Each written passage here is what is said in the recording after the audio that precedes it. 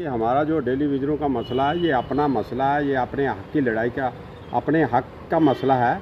इसमें हमारे किसी से लेना देना कुछ नहीं है। अगर कोई सोचता भी है ऐसे कि भाई ये डेली विजर गलत कर रहा है या कुछ कर रहा है, तो मैं उनको कहता हूँ कि जिनके घर वाले उनकी डेथें हो गई हैं, तो इस वक्त तक उनको जो है, इस वक्त तक कोई भी अगर कोई बंदा कहता है कि भाई ये गलत कर रहे हैं, तो ये कोई भी अगर बंदा कह रहा है कि उनके इस वक्त तक उनके घर में कोई गया या उनको रिलीफ दी, या किसी ने जो भी कोई कहता है कि मैं बहुत बड़ा हूँ, तो कोई किसी को भी उनके घर वालों को किसी को रिलीफ दी, उनके छोटे छोटे बच्चे हैं, तो इतनी बुरी कंडीशन है, बंदा मैं कहता हूँ सोचने में भी बहुत मुश्किल है।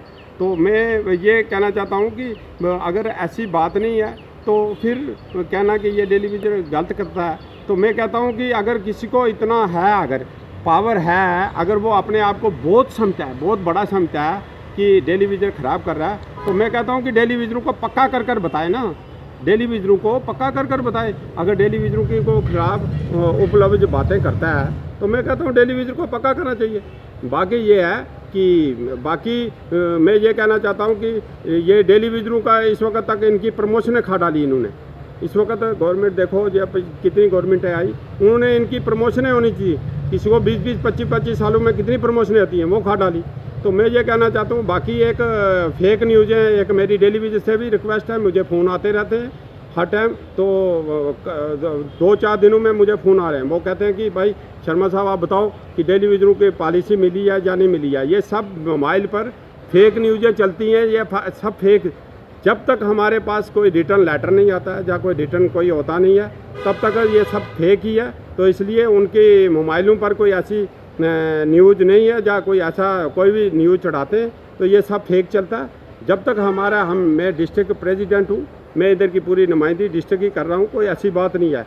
मगर ये चीज़ ध्यान रखनी है कि फेक न्यूज़ों पर कोई यकीन नहीं करना है, कोई कुछ नहीं करना है। बाकी अगर कोई भी अगर अपने आप का, मैं कहता हूँ कि अगर कोई कुर्सी पर बैठा है, कुर्सी की पावर नहीं होनी चाहिए। मैं कहता हूँ उसके अपने अंदर की पावर होनी चाहिए, ताकि किसी का काम कर सके, किसी का भला कर सके। ये कुर्सियाँ चंद दिन की, ये चंद दिन आती हैं, चंद दिन जाती हैं।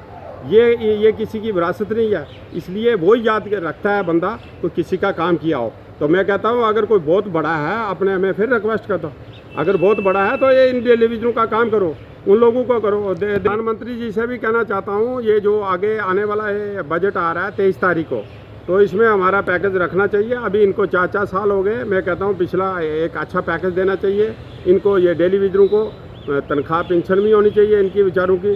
चलो वो तो पिछली कमियां तो पूरी हो नहीं सकती, प्रमोशन इनको क्या मिलेंगी? अभी किसी को 4 साल रह गए, किसी को 5 साल रह गए, तो वो क्या प्रमोशनें होगी? प्रमोशनें भी चली गई इनकी, इनका टाइम पीरियड सारा धर्म भरम हो गया है। तो मैं यही रिक्वेस्ट करता हूँ प्रधानमंत्री मोदी जी से, जनाब गवर्नर साहब को, उनको सुना है कि उनको पावरें मिली हैं स्टेट में कुछ काम करने के लिए, तो मैं कहता हूँ सबसे पावर यही है, पहली यही इस्तेमाल करें कि डेली विजरों का परमानेंट पॉलिसी मिलनी चाहिए। Thank you.